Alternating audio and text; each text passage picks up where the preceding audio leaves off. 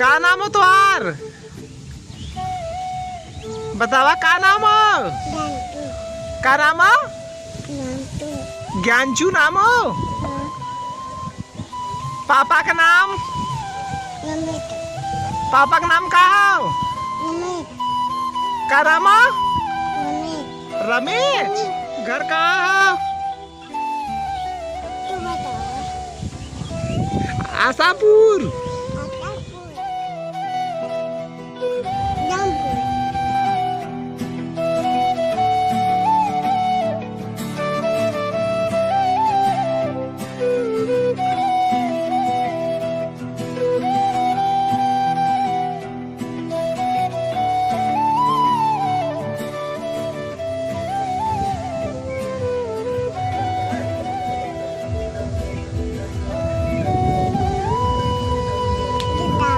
ई का हो? ज्ञानशु हन। ज्ञानशु तोहार नाम हो ना? ऊ के लौकत हो? ऊ के लौकत हो? और ई के हो? हाई के बच्ची? और ई के हो? ज्ञानशु हनी।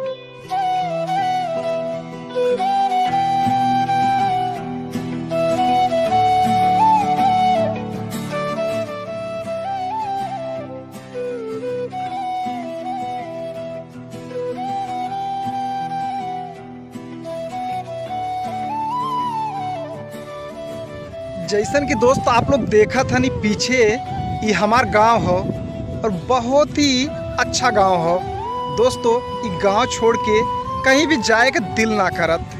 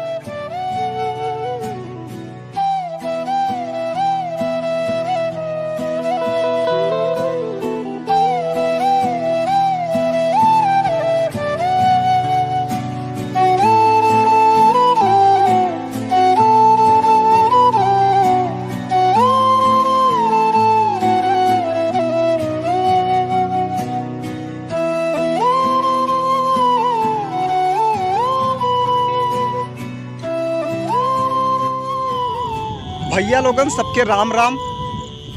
आप लोग के कॉमेडी वीडियो ना मिल पावा था, एकरे लिए माफ करा दोस्त। आप लोग के बता दे कि भैया लोग खेती बाड़ी के यह धान के काम होत रहल, धान लगत रहल खेतर में, जेकरे वजह से वीडियो ना आ पावत रहल। दोस्त आप कोशिश आपके करब कि जल्दी से जल्दी आप लोगन के कॉमेडी वीडियो लेके आई।